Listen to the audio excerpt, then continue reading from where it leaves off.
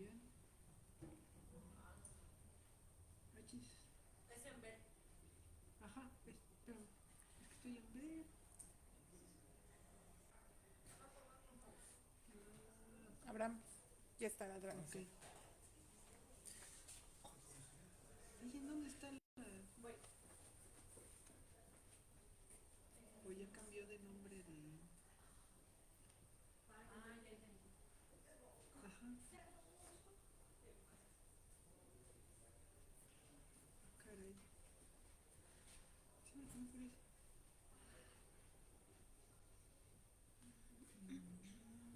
¿En dónde te ponías? Sí, mira. Mira, te ponen ver. Será en esta. Otra diapositiva.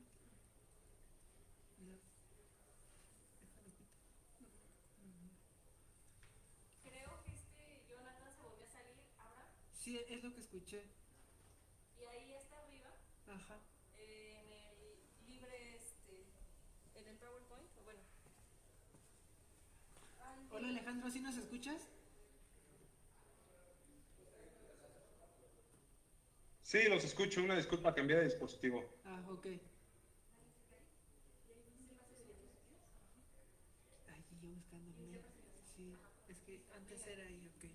Pues bueno, continuamos con este tercer encuentro de cine mexicano, antropología e historia. Vamos a dar paso a la siguiente mesa, que la temática es el terror, monstruosidad y horror.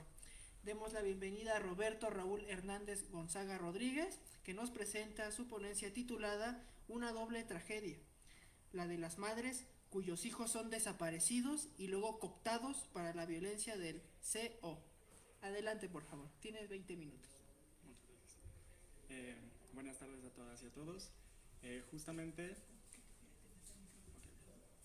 justamente para hablar de esta temática muy importante que atraviesa las realidades del tejido nacional, del tejido social nacional, eh, a través del cine, he elegido la película de Sin Señas Particulares, que es una película relativamente reciente, del 2020, y que tuvo una circulación y una recepción por el público en diversos lados, muy singular y empatizante con la problemática que la directora y la guionista trataron en ella.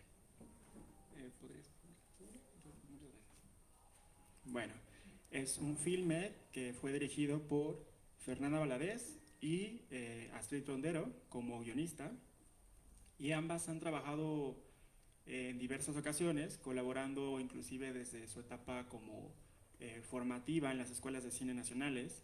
El otro era CUEC, hoy en día ENAC, y también en la Facultad de Filosofía y Letras, y Fernanda Valadez en el Centro de Capacitación Cinematográfica en el CCC. Y bueno, yo creo que esa dupla ha sido muy singular para poder expresar trabajos en donde se abordan temáticas complejas como la que en este caso abordaron. Se habla acerca de la película, comienza con planteándonos la situación de la violencia estructural y la violencia económica que sufre el protagonista o el coprotagonista, que es el hijo de el personaje que interpreta como madre, la actriz Mercedes Hernández, y su hijo Jesús, como personaje, tiene que, ante la violencia económica que se vive en este país y en muchas latitudes de América Latina, ven como muy viable, eh, con lo complejo que ello es, el migrar, ¿no? El migrar y transitar por todos los periplos y vicisitudes que ponen en riesgo muchas veces de distintas maneras a las personas migrantes, y en este caso acentuando el hecho de que es un infante el que va a comenzar a migrar, ¿no? Entonces, el inicio del filme es planteándonos esta situación y el hecho como, entre comillas, natural que estas personas que viven esta violencia económica vean como muy, justamente ello, ¿no? Como muy natural el migrar, aún sabiendo lo complejo que es. Este, y entonces es un niño, quiero recalcar esto, ¿no? Que es un niño que va a comenzar a migrar y va acompañado de un compañero que también es otro niño. Y esta relación que hay entre ellos igual va a ser muy importante para una de las partes del clímax del filme, ¿no? De la película. Bueno, justamente, como podemos observar en la diapositiva,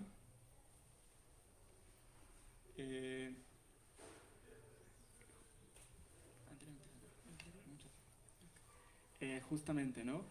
Hay un planteamiento de este fenómeno social que es la migración y que además es el hecho de que eventualmente van a ser secuestrados. El autobús en el que se dirigen hacia el norte va a ser secuestrado y algunos de los miembros que están en el autobús van a ser enfilados al crimen organizado.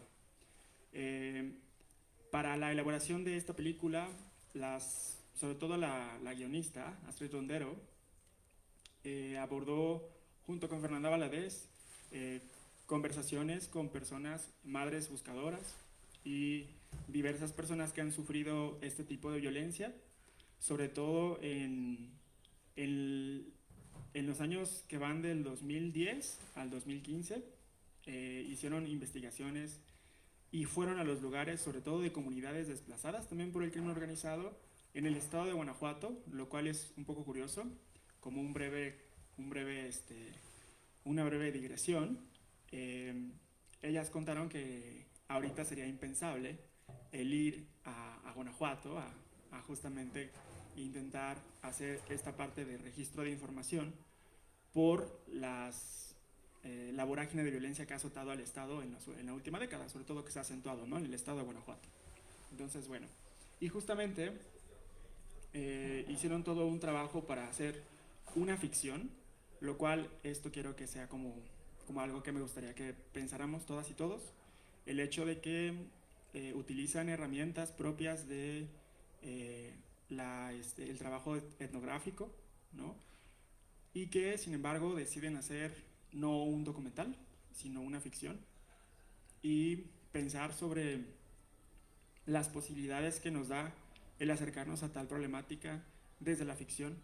Quizá nos da otra perspectiva que es muy respetuosa con las víctimas y que al mismo tiempo procura desarrollar la temática importante que es hacer eco de estas violencias que se viven en el país.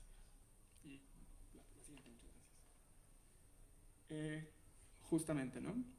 Justamente, como les comentaba, Astrid Rondero y Fernanda Valadez se desplazaron al lugar, hicieron investigación en la parte de acercarse a grupos de víctimas y pues empezaron a diseñar lo que sería el guión, sobre todo Astrid, y pues planteando justamente la idea de la migración, pero atravesada con las violencias del crimen organizado.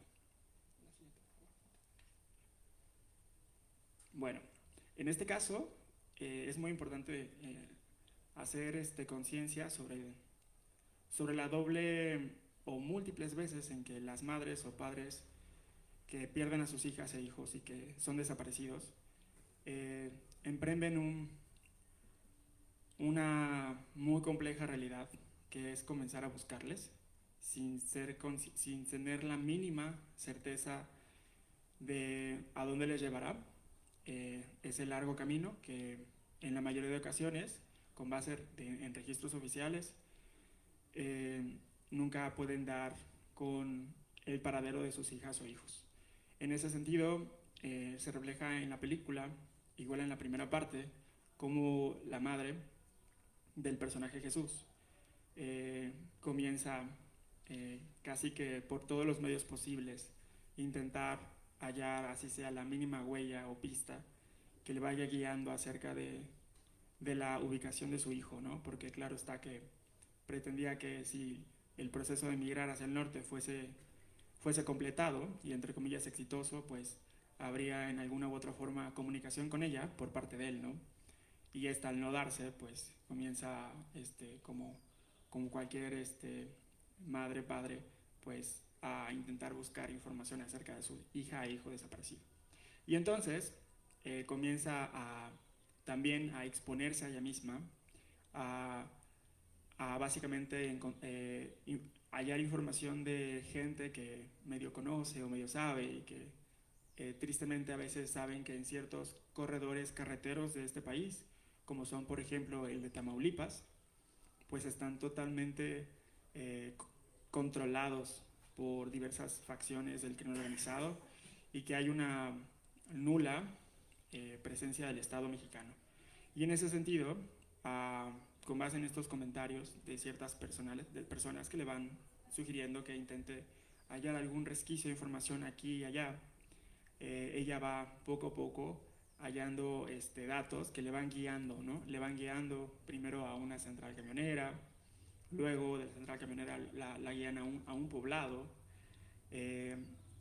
alejado obviamente de la población origen desde la cual se desplazaba su hijo, y va poco a poco empezando a tener un poco de certeza dentro de la gran incertidumbre, que es más o menos mapear por dónde estuvo o por dónde ha estado, porque se sabe que el camión en el cual él había abordado fue interceptado y que fue quemado.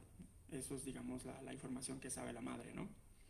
Y entonces, justamente, pues bueno, al acercarse a las autoridades, el hecho de la necesidad de tener que relatar otra vez el proceso complejo y doloroso de la pérdida o el origen de la historia, de cómo sucedió, está comenzando a suceder tal desgracia para su familia, pues viene este proceso múltiple de revictimización. Y me parece muy, muy importante cómo lo abordan, en este caso, el filme, ¿no?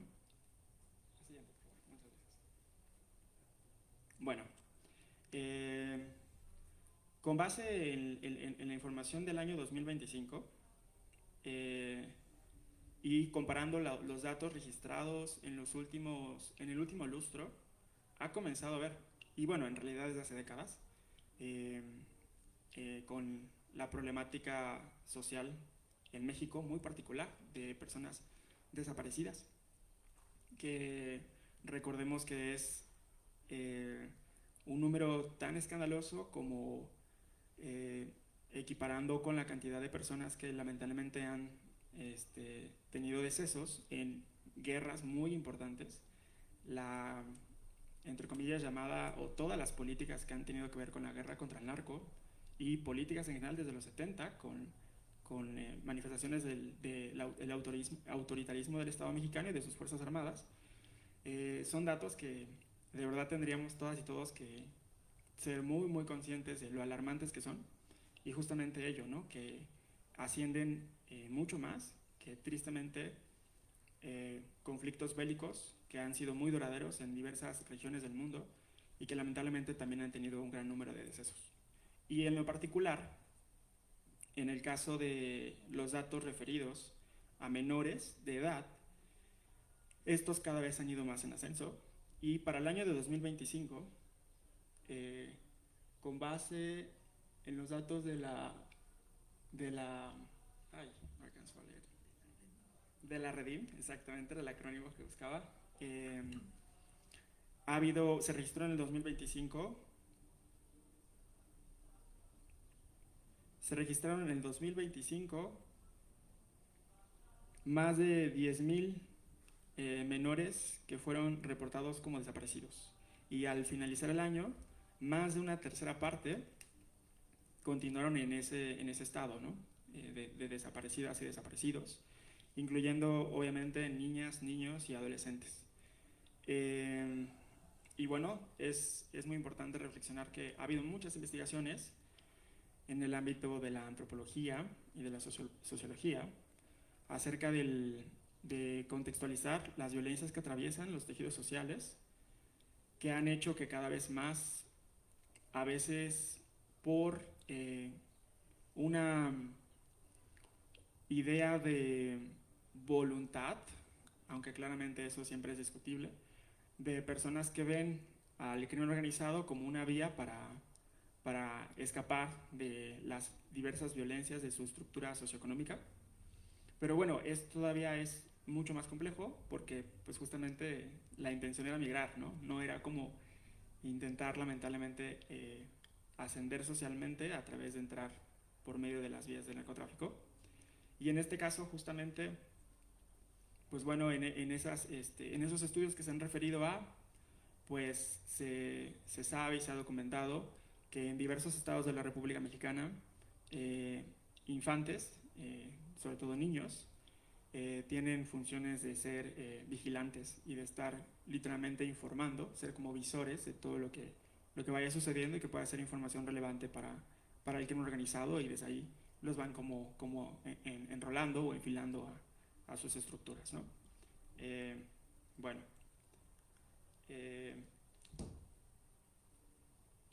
justamente remarcar ello, ¿no? Que hay poblaciones que están o viven en situaciones de vulnerabilidad, y que con base en ello, pues son también, aparte de todas las violencias que ya los atraviesan, son lamentablemente, como se dijera, tienen una mayor probabilidad de sufrir todo ese tipo de violencias, ¿no? Entonces, también creo que eso es como, o sea, es muy importante pensarlo, la realidad que es que muchas veces origen en muchos aspectos significa destino en el ámbito social. La siguiente. Muchas gracias. Y bueno, justamente en la imagen ustedes pueden ver, justo es de los primeros planos en realidad de la película, en la cual está Jesús y su compañero, que como les vuelvo a remarcar, son ambos niños, y justamente van comenzando su viaje hacia el norte, hacia la frontera norte de México y el sur de Estados Unidos. Y justamente hay a los pocos fotogramas una imagen en donde todavía regresa una última vez y se despide levantando el brazo y diciendo adiós a su mamá, ¿no? Que les recuerdo que está interpretado por la actriz Mercedes Hernández. Y pues bueno, si se dan cuenta, en la parte del cine que nos permite aproximarnos a través de otros lenguajes, como el cinematográfico, a estas problemáticas, me parece como muy importante remarcar en la parte estética el hecho de los colores que siempre se manejan en el desarrollo de toda la película. Me parecen como igual muy ad hoc para la atmósfera de la relevancia de los problemas que se tratan, y justo ello. Habrá, como les decía en un inicio, una escena muy importante que tiene que ver justamente con el niño y su compañero que van en el autobús. La siguiente, por favor. Muchas gracias. Y bueno, justamente, ¿no? Aquí vemos uno de los planos a través de los cuales vemos a la madre, en la cual podemos nosotros visualizar las expresiones que implicaría, ¿no? El vivir tal realidad por esta madre que está buscando a su hijo sin tener certeza de dónde pudiera estar. Y va a llegar un momento en que, reanudando la historia del propio desarrollo de la película, en que la madre llega a un poblado, y en ese poblado, que está en una comunidad aislada, o sí, una comunidad rural, entre comillas, y ella puede como quedarse en una especie de albergue, y en algún momento se refugia incluso en una casa que está como semi abandonada o está en obra negra, porque le empiezan a decir que pues ya se ha corrido la voz de que está buscando a su hijo, ¿no? Y que pues más le vale pues regresarse y básicamente resignarse y darlo por perdido, y que jamás intenté siquiera buscar el mínimo atisbo de información sobre su paradero. Entonces ella decide desafiar tales informaciones que le piden que se aleje, y se queda justamente a pernoctar la noche en esta estructura, en esta casa que está en las afueras de esta comunidad. Y pues sucede algo muy, digamos, es quizá de los momentos clímax de la película, porque justamente pues llegan camionetas, ¿no? Camionetas con gente que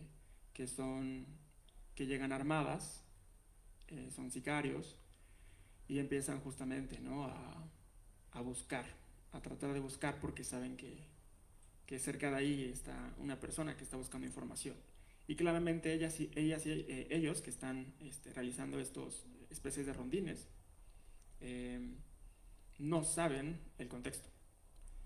Y pues la madre logra darle la vuelta y justamente logra escapar y empieza a correr. Y también el manejo de la parte sonora de la película en esta escena es igual, es muy, muy singular. Y justamente aquí se da el reencuentro entre la madre y su hijo, ¿no? Él pues intentando darle encuentro y cumplir con el objetivo de la instrucción que le dieron, que es pues acabar con aquellas personas a las que les mandaron a intentar perseguir. Y es muy, muy fuerte, ¿no? Porque literalmente es el sicario haciendo acatando la acción que le acaban de imponer, pero no sabe que está persiguiendo a su propia madre. Entonces, en ese sentido, es muy, muy, muy fuerte esta escena. Y todavía él le dice que escape, ¿no? Le dice a su madre que escape. Y pues hace la ilusión de que ha disparado, ¿no? Como acabando con el objetivo. La siguiente, por favor. Y bueno, justamente en esa parte se realiza una de las partes cúlmines del film, que tiene que ver muy, muy, muy relacionado a inclusive el eje temático en este ciclo, porque justamente se da un proceso en el cual nosotros podemos observar a la violencia encarnada, y entonces se nos revela en una elipsis, en un momento hacia atrás, qué pasó realmente la vez que las camionetas del crimen organizado interceptaron el camión en el que iba Jesús y su amigo rumbo al norte, ¿no? Y igual, quizá como les decía, el clímax de la película, porque la directora y la guionista deciden hacer justamente una personificación visual de la violencia a través de lo que en el imaginario nacional ha sido la representación del diablo, ¿no? Entonces hay una escena muy, muy genial en la cual se ve un diablo que es como la presencia que realmente fue el causante de ello. ¿Qué ocurrió? Que justamente les ofrecieron a algunos de los que estaban dentro del camión, entre comillas ofrecerles, a cambio de salvar su vida, pues que se enrolaran a ser narcos, a enfilarse en el crimen organizado. Y pues se ve la escena en la cual Jesús, y no es una escena explícita, pero me parece ello también muy importante, que no sea explícito, pues su primera prueba es terminar con la vida de su compañero con el que inició el recorrido en el hecho de emigrar. La siguiente. Muchas gracias. Y bueno, finalmente es retomar el hecho de que hay un acercamiento a través de lecturas por parte de las realizadoras del film, con investigaciones periodísticas y también en contacto con algunas víctimas de este tipo de violencia. Hay luego un proceso en el cual se construye estas imágenes audiovisuales que todavía están en el guión. Se da posteriormente la realización del filme y nos permite justamente, como les decía, pensar el hecho de acercarnos a esta problemática a través de ciertas herramientas del registro y del método etnográfico en la parte de la relación con la antropología visual, y que sin embargo ellas deciden hacerlo a través de una ficción. Como les decía, eso me parece como muy, muy importante, quizá hablar y pensar sobre el hecho de que se da un proceso de respeto hacia las víctimas y se pone sobre todo el hecho de hacer hincapié en tal violencia tan compleja y terrible que atraviesa la realidad social de este país. Y bueno, muchas gracias.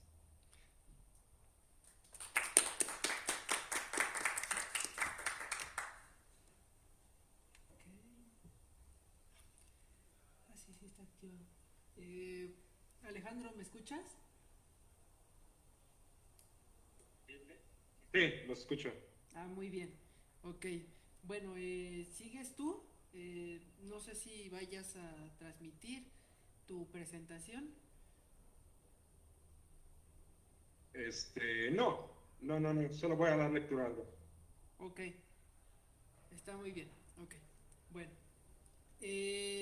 Continuemos con nuestro siguiente ponente. Recordamos que la serie, la ronda de preguntas es al final de la mesa. Y bueno, continuemos con Jonathan Alejandro Tafoya Díaz con su ponencia El monstruo como síntoma de la alteridad en el cine mexicano contemporáneo.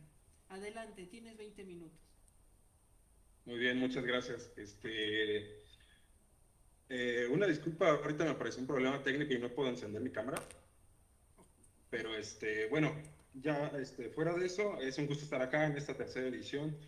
Tuve la fortuna de estar en la primera hace ya un año, pero me perdí las que siguen, pero afortunadamente estamos acá en la tercera de muchas, ¿verdad?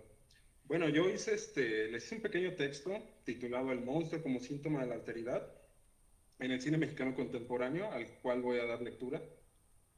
Dice así: en el imaginario del cine de horror, el monstruo suele aparecer como aquello que irrumpe desde la afuera, es decir, como una presencia extraña que invade el mundo humano y amenaza su estabilidad.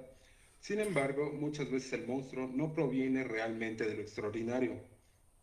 En ocasiones surge allá donde el propio orden humano revela las grietas, en donde las categorías con las que una sociedad se comprende a sí misma comienzan a tambalear. En esta ocasión me interesa pensar en esa posibilidad.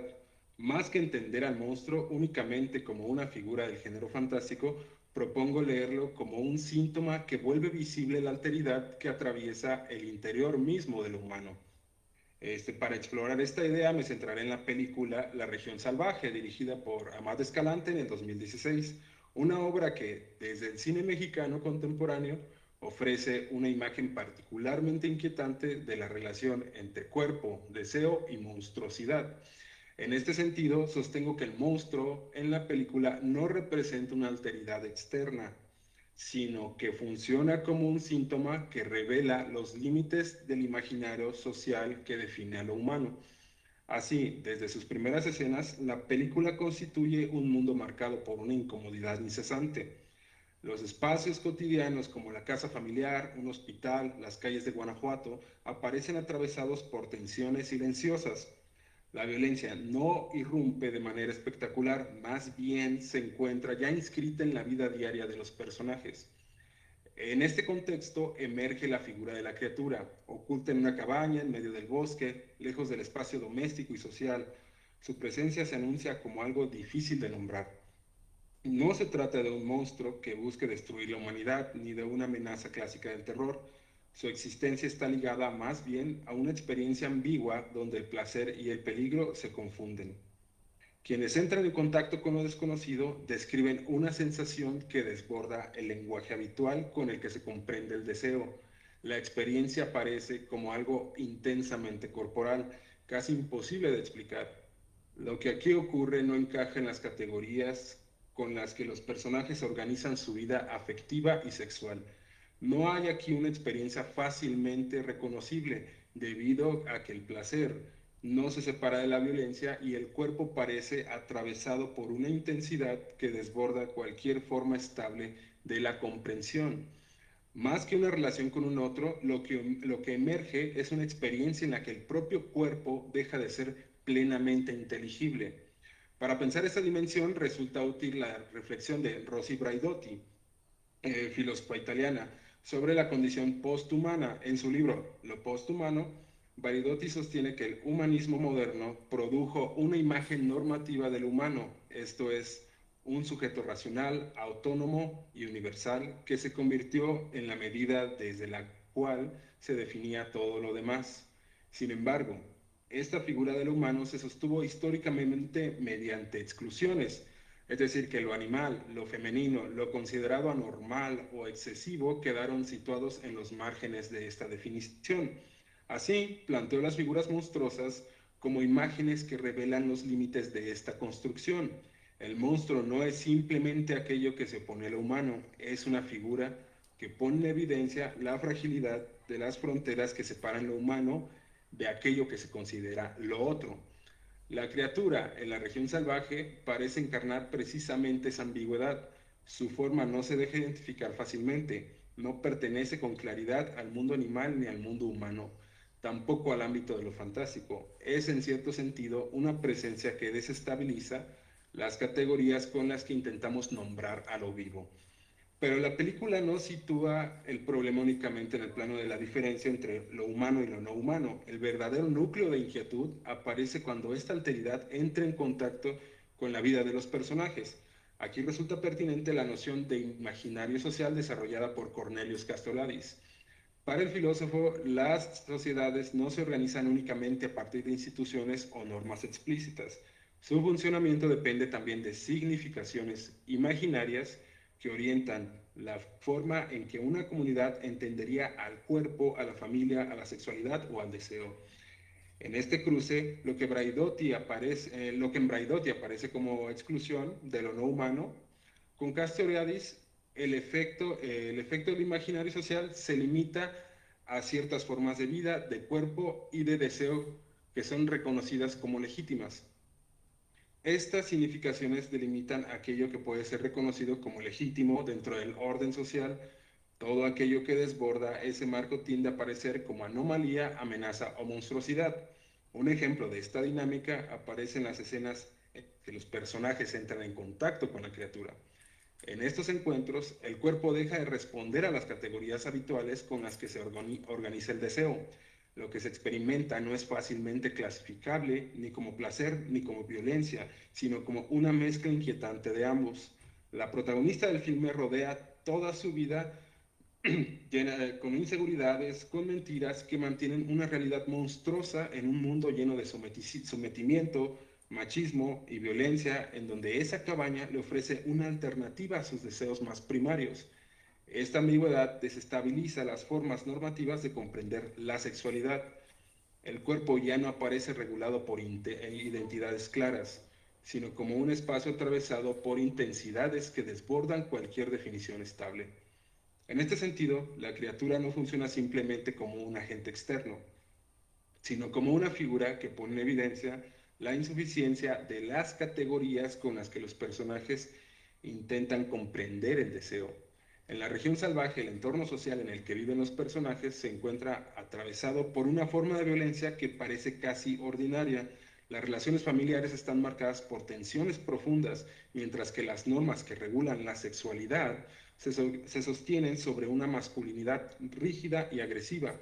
En ese sentido, la criatura no introduce el horror en un mundo previamente ordenado, más bien desplaza y hace visible un horror que ya estaba presente en las formas cotidianas de violencia que estructuran la vida de los personajes.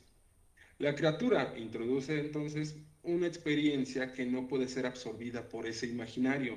El contacto con el monstruo abre un espacio donde el deseo escapa a las formas establecidas de la vida social. La intensidad de esa experiencia desborda los límites que el orden cotidiano impone al cuerpo. Sin embargo, lo más inquietante de la película es que el monstruo no destruye ese orden. Su presencia no provoca una catástrofe ni una ruptura total del mundo. Lo que hace es algo quizá más perturbador. Revela las tensiones que ya existían dentro de este mundo. La violencia, el miedo y la frustración que atraviesan los personajes no nace de la criatura. Estaban ahí desde un principio, aunque permanecían ocultos bajo la apariencia de normalidad. En este sentido, el monstruo funciona como una especie de catalizador. Su presencia vuelve a aquellas fracturas del imaginario social que organiza la vida de los personajes. Aquello que el orden cotidiano intenta mantener fuera de su horizonte, tales como las formas de deseo, de placer o de corporalidad que no encajan en sus normas y que aparecen bajo la figura inquietante de lo monstruoso. Desde la perspectiva de Braidotti, podríamos decir que la criatura encarna una forma de alteridad que pone en crisis lo humano de las personas. El cuerpo deja de ser una entidad estable y claramente delimitada para convertirse en un espacio de transformación y de encuentro con lo no humano. Desde Castoriadis, por otro lado, el monstruo permite observar cómo el imaginario social define los límites de lo aceptable. La monstruosidad no surge únicamente de la criatura, sino del modo en que esa presencia desborda las significaciones que organizan la vida colectiva. Lo que Braidotti piensa como exclusión, Castoriadis lo permite leer como construcción. En esta convergencia entre monstruo, deseo y alteridad, la región salvaje propone una imagen particularmente inquietante del mundo contemporáneo. El horror que produce la película no proviene únicamente de la presencia de una criatura, sino de aquello que su existencia revela sobre el propio orden humano.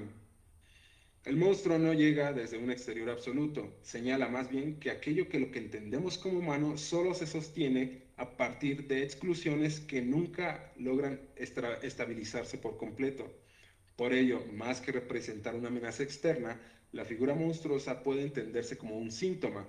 En el caso de la región salvaje, el monstruo revela los límites del imaginario social que define lo humano y hace visible la alteridad que ese imaginario intenta mantener en sus márgenes.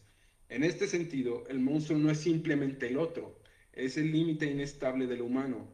El cine de horror puede convertirse en un espacio privilegiado para pensar aquello que nuestras formas de vida no logran integrar plenamente, es decir, las zonas ambiguas del deseo, las tensiones del cuerpo y las presencias inquietantes que habitan en los bordes de lo humano. Es todo, muchas gracias.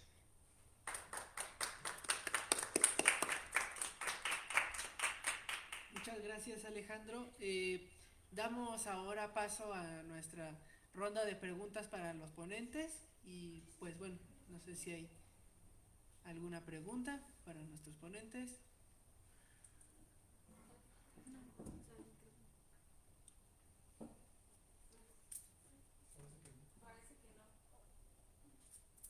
¿Ninguna? Bueno, queremos darle las gracias, maravillosas ponencias muy interesantes y les haremos llegar su constancia en los próximos días. Muchas gracias. Gracias, hasta luego.